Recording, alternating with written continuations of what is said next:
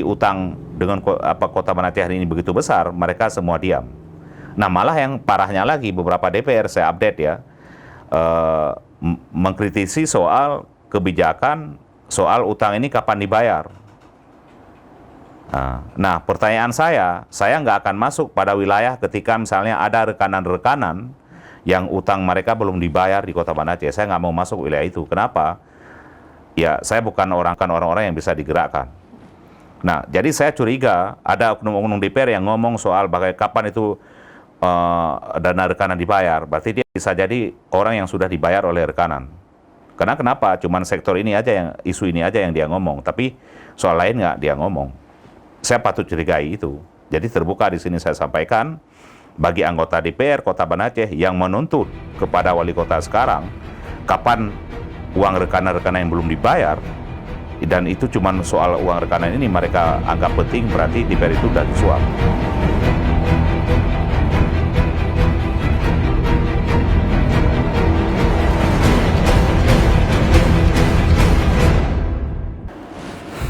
Assalamualaikum warahmatullahi wabarakatuh. Kembali lagi dengan saya Siti Aminah di channel PTM, tepatnya di episode ke-67 tahun ketiga edisi Senin 10 April 2023. Bagi rekan yang belum subscribe, silahkan subscribe, dan kita masih menunggu komentar yang positif dan membangun pastinya. Baik rekan PTM, kali ini kita akan membincang tentang proyek Gemilang Mangkrak.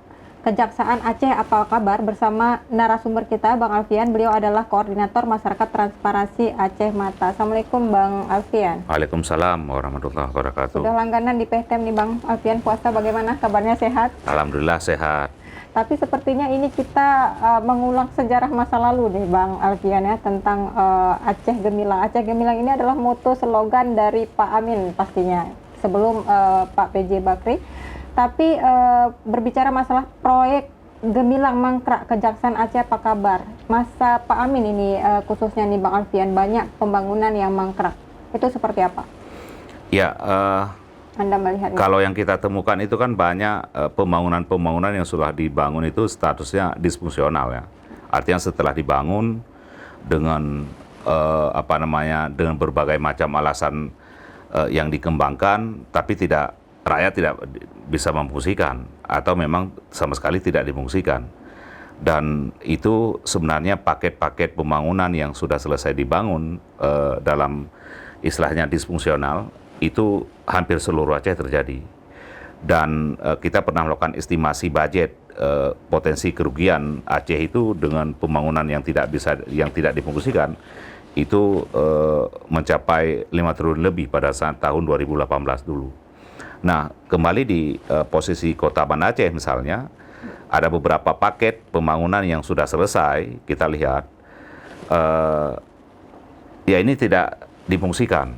Nah, artinya dugaan kami ini adalah pembangunan-pembangunan yang perencanaannya berbasis para keinginan. Nah, keinginan siapa? Ada keinginan para birokrasi atau kekuasaan atau keinginan para politisi. Nah, tapi bukan keinginan warga Kota Banda Aceh. Kalau keinginan warga Kota Banda Aceh, begitu selesai dibangun, pasti ini sudah bisa digunakan. Tapi ini kan ada yang sudah 2 tahun, ada yang sudah 3 tahun, itu tidak difungsikan. Nah, ada juga misalnya pembangunan yang dibangun kayak di Penayung ya, kalau nggak salah saya itu yang atap itu yang anggarannya juga lumayan, hampir 5 miliar. Nah, itu rasionalitasnya pembangunan itu untuk apa? Itu nggak saya lihat nggak ada juga. Jadi berbahaya sekali kalau dalam konteks pembangunan yang itu hanya semata-mata keinginan para birokrasi, keinginan para elit politik. Nah, mereka cuma cari keuntungan dengan paket ini. Tapi mereka tidak pernah memikirkan bagaimana kepentingan terhadap rakyatnya. Dan ini hampir semua birokrasi di Aceh kita temukan itu. Makanya kita kembali kepada proses perencanaan. Makanya perencanaan yang kita dorong selalu bagaimana dilibatkan proses partisipasi publik. Nah, bagaimana misalnya proses soal pengadaan barang dan jasa. Nah, Mata sendiri sebenarnya pernah menawarkan pada masa pemerintah sebelumnya, Pak Amin ya. Kita ketemu pada saat itu dengan Pak Amin, kita tawarin ada sistem soal open tender net. Jadi untuk proses mengawasi soal pengadaan sektor barang dan jasa. Yang kita dorong pada saat itu lead-nya inspektorat, dan juga kita sudah berdiskusi 2 hari ya dengan pihak inspektorat untuk memperkenal aplikasi ini, dan itu aplikasi ini di bawah LKPP di Jakarta. Nah, artinya apa?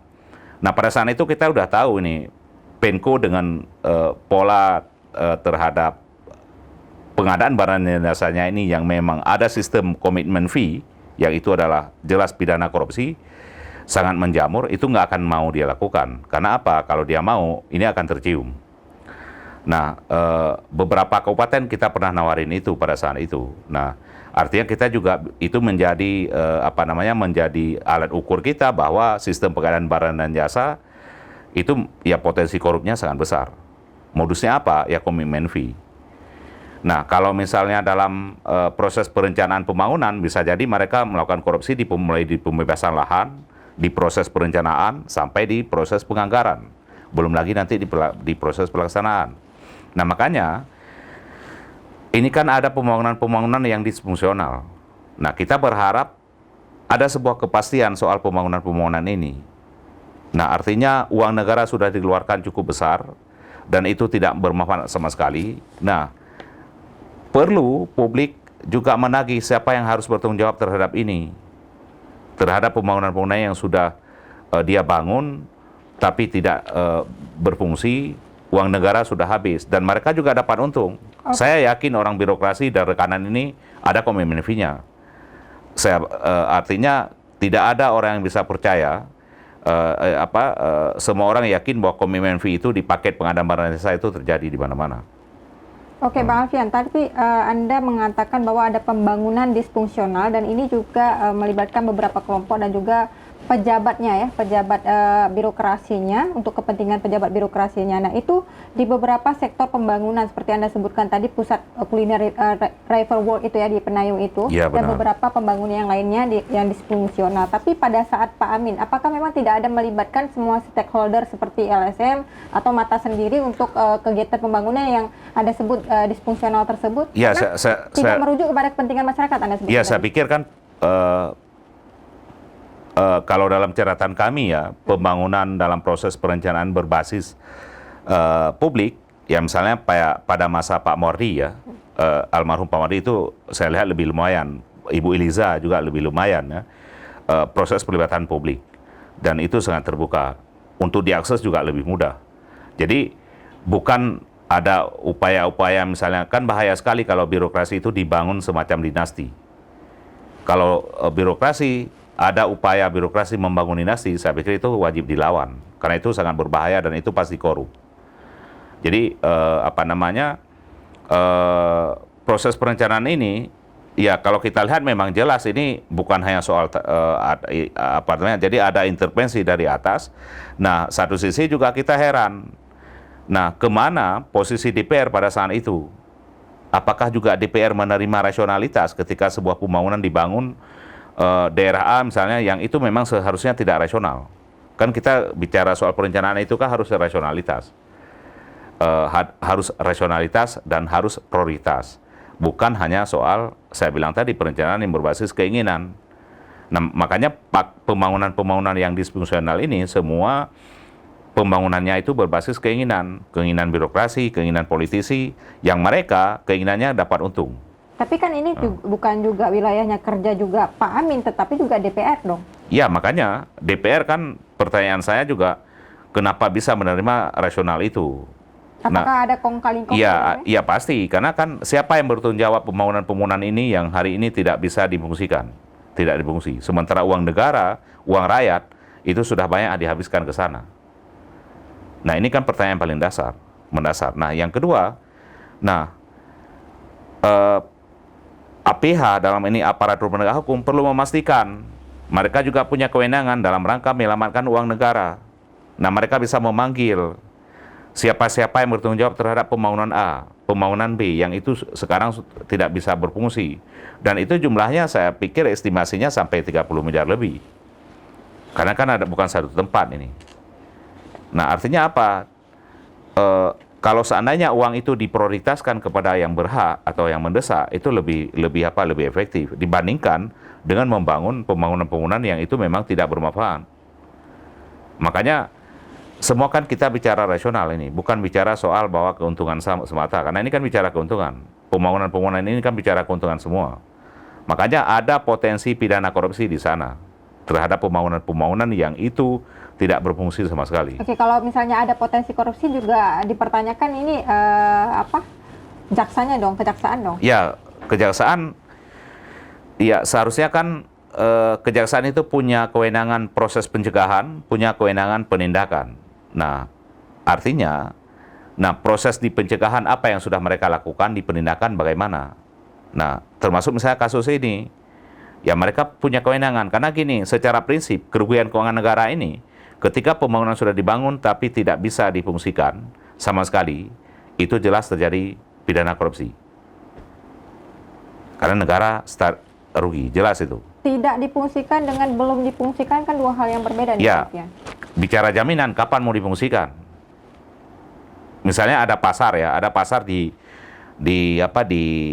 Cirihule-Karing misalnya, yang kita temukan itu sudah sangat lama juga nggak difungsikan. Nah, itu kapan mau difungsikan? Nah, jadi ada juga beberapa pembangunan yang memang yang kayak misalnya di Penayung itu kan ada juga atap, ada yang pinggir kali. Nah, bagaimana kontribusi misalnya kalau itu dibilang PAD, bagaimana kontribusi PAD, apakah seimbang tidak? Jangan sampai istilahnya kan kalau orang zaman bilang mahal beli tali daripada lembu kan itu. Nah. Oke, pemirsa Patem Baik, ini ada beberapa pembangunan yang memang disfungsional dan juga tidak selesai pada masa Pak Amin, yaitu pembangunan jembatan pintu air telah mengangkat anggaran sebanyak 8,1 miliar dan juga pembangunan lapangan tenis indoor standar internasional itu 8,6 miliar dan juga ada pusat wisata kuliner ya, River Walk di Penayung, dan juga ada pembangunan penataan kawasan juga Penayung, dan ada beberapa pembangunan jembatan yang lainnya. Apakah ini semua pembangunan pada masa Pak Amin yang disfungsional ini, atau ada yang belum kelar nih Bang Alfian sama sekali?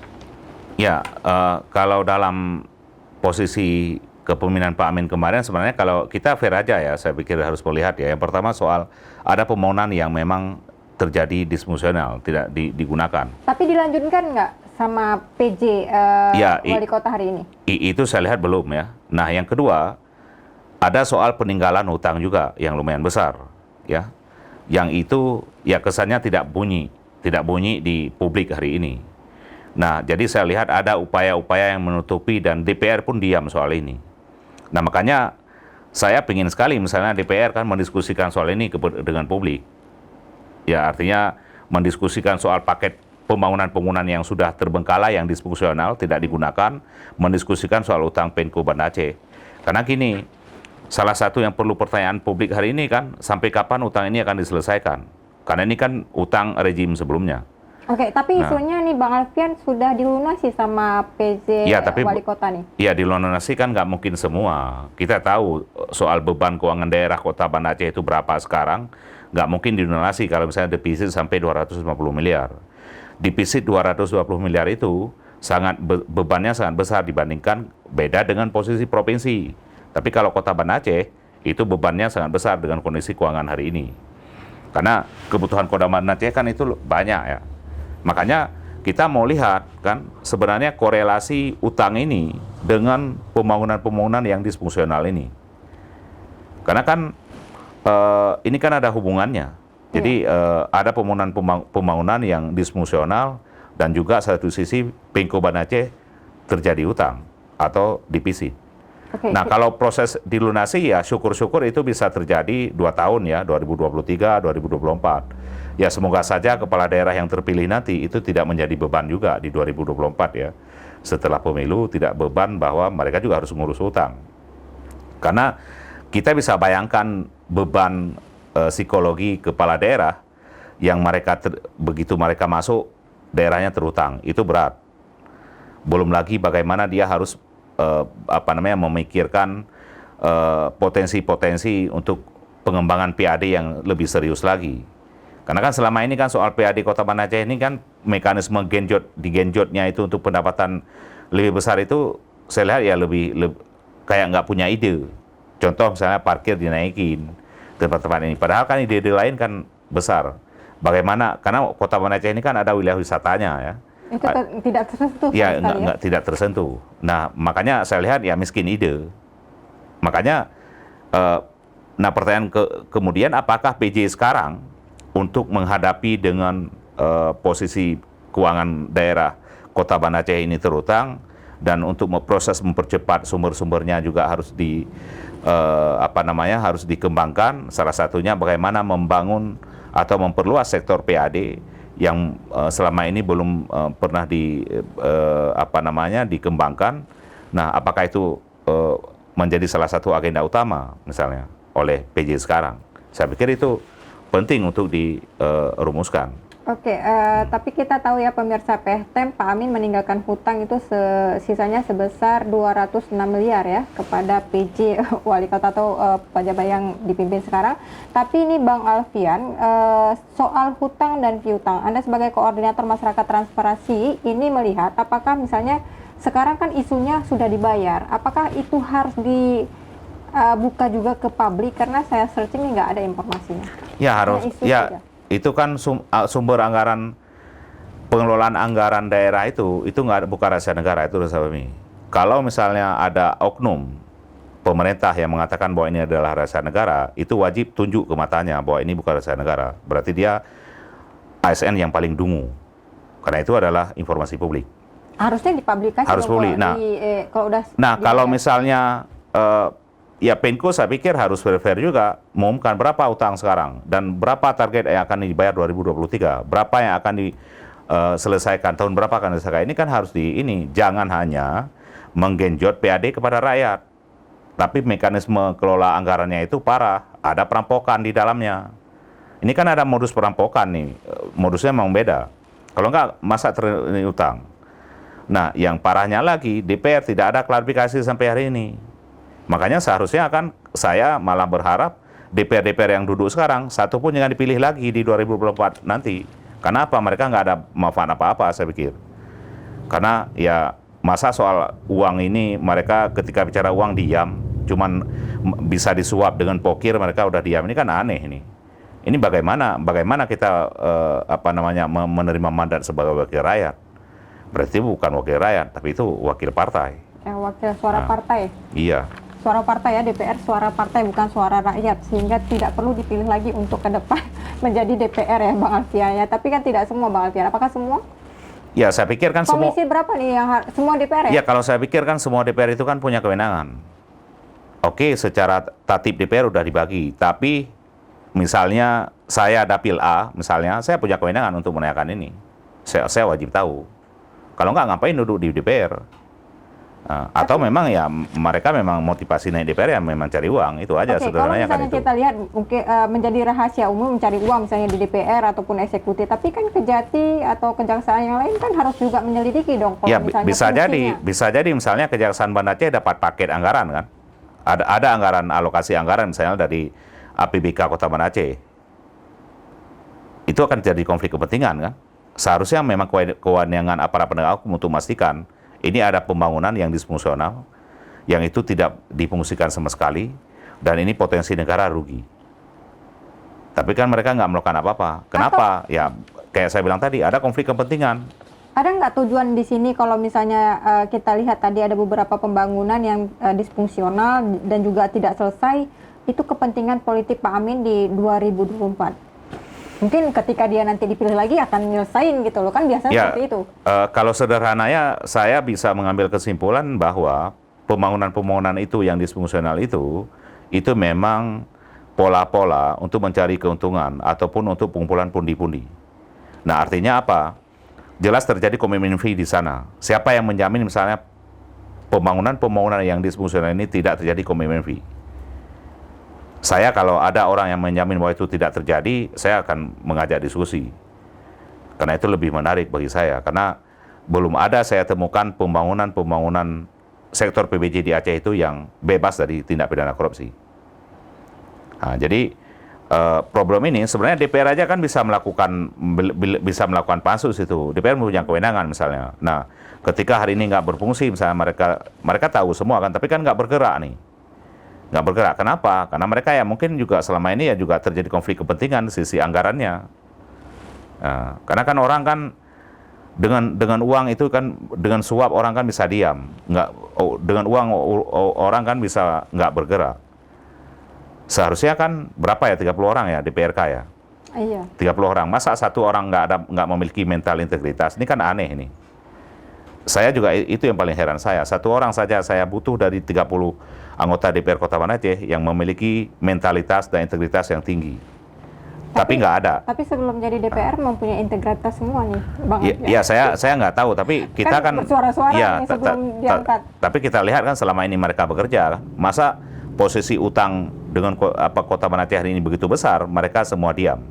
Nah, malah yang parahnya lagi, beberapa DPR saya update ya, mengkritisi soal kebijakan soal utang ini kapan dibayar.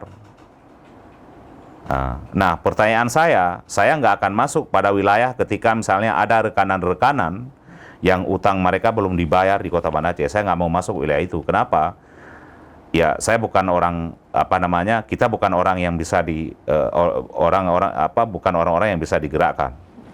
Nah, jadi saya curiga ada oknum-oknum DPR yang ngomong soal kapan itu dana rekanan dibayar. Berarti dia bisa jadi orang yang sudah dibayar oleh rekanan.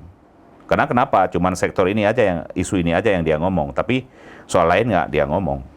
Saya patut curigai itu. Jadi terbuka di sini saya sampaikan, bagi anggota DPR Kota Banda Aceh yang menuntut kepada wali kota sekarang, kapan uang rekanan-rekanan yang belum dibayar, dan itu cuman soal uang rekanan ini mereka anggap penting, berarti DPR itu sudah disuap. Logikanya seperti itu ya? Iya, logika saya pakai itu. Nah, kenapa? Karena sektor lain, soal-soal lain mereka nggak mau ngomong. Kenapa masalah ini mau ngomong? Dan Mata juga punya pengalaman soal ketika rekanan-rekanan itu, rekanan itu kan udah tahu nih, sebelum mereka kerjakan udah tahu mereka akan diutang. Tapi kenapa mau? Kenapa sudah ada kong kali kong kan? Oke, tapi dengan jumlah banyak anggota DPR seperti yang Anda sebutkan tadi, apakah memang tidak ada satupun misalnya yang bersuara? Apakah memang semua sudah mendapatkan fee nih, Bang Alfian? Ya, terutama mereka kan ngelola pokir kan. Pokir. Jadi kalau mereka bersuara pasti pasti muncul. Oh, alasannya bahwa kita nggak bisa sendiri segala macam. Dia kan punya basis yang udah memilih mereka, mobilisasi ke wali kota, apa yang Anda mau tuntut dengan Anda yang pimpin, dan basis mereka akan menyuarakan. Oke, eksekutif, DPR. Saya pikir punya banyak cara kalau dia punya political will. Ini kan nggak. Makanya cara pandang DPR di negara kita ini kan beda dengan negara-negara luar ya, beda sekali. Jadi yang namanya gaya dengan eksklusif dan anggota dewan lah gitu ya. Jadi mereka tidak tahu ketika bahwa mereka punya kewenangan, punya fungsi yang memang itu untuk memperjuangkan terhadap konstituennya. Saya tidak bicara soal rakyat atau warga Kota Banda Aceh, tapi konstituennya sendiri.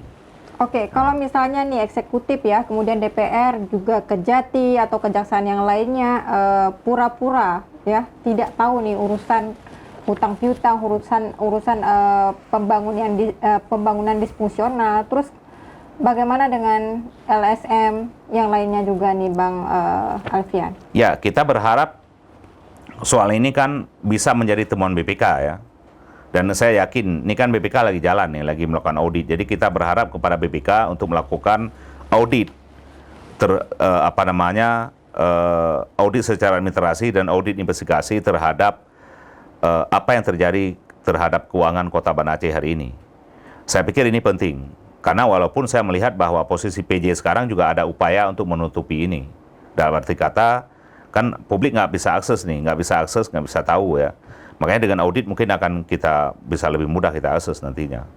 Itu salah satunya. Nah, yang kedua, ya peran masyarakat sipil saya pikir harus kencang. Karena kan ya bersyukur juga kepada PTM saya ya, yang memang yang sering bagaimana proses mengawasi terhadap kinerja pemerintah Pemko Banda Aceh. Karena Mata sendiri condong kan ke isu-isu di provinsi ya. Jadi bayangkan kalau misalnya di Pemko ini nggak ada orang nggak ada publik yang perhatian atau mengawasi, ini lebih berbahaya lagi.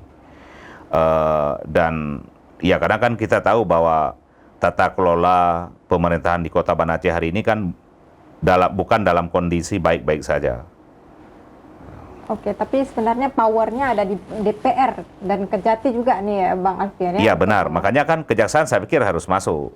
Nah, saya sebenarnya kan ketika PJ sekarang ini kan dari Mendagri ya, dari Mendagri, orang Mendagri yang beda kan dengan orang daerah yang diangkat dari PJ ya, punya wawasan, mungkin punya pandangan yang lebih luas, punya ide, saya pikir menjadi harapan. Tapi saya juga khawatir dengan pola-pola kepemimpinan PJ sekarang. Tapi Anda sudah mengakui, maksudnya PJ sekarang lebih baik? Ya saya belum. Belum mengakui ya? Belum, karena belum ada yang tampak nih. Ya karena kan gini, kayak saya bilang tadi kan seharusnya kan mereka PJ yang orang dari Mendagri dikirim, yang kita kan ketika orang Mendagri ini punya wawasan, punya model, punya ide yang banyak segala macam. Tapi saya lihat ya beda ya, ya biasa-biasa saja.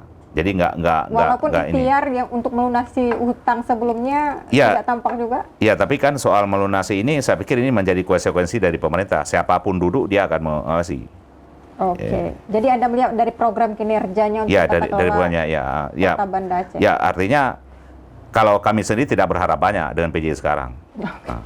Banyak berharapnya di pemilu 2024 kepemimpinan ke depan. Baik, Bang Alfian, untuk closing statement silahkan sampaikan kepada pemirsa PTM di rumah ataupun kepada DPR ya, kemudian Kejati terkait tentang proyek Gemilang Mangkrak Kejaksaan Aceh, apa kabar? Silahkan Bang Alfian. Ya, yang pertama saya berharap kepada warga Kota Banda Aceh untuk memiliki kepekaan empati bahwa partisipasi masyarakat dalam mengawasi kinerja pemerintah Kota Banda Aceh itu penting, sehingga proses pembangunan dan juga cita-cita kesejahteraan khususnya rakyat Kota Banda Aceh ini lebih ada kepastian.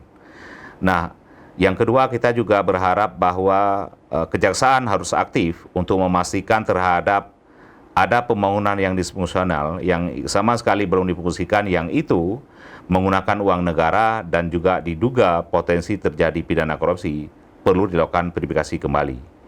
Nah, sehingga ada kepastian hukum terhadap orang-orang yang tidak bertanggung jawab, yang sudah mengambil kebijakan-kebijakan hanya untuk mementingkan kepentingannya sendiri.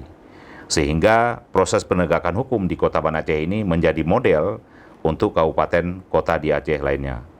Terima kasih. Baik, terima kasih Bang Alfian atas waktunya.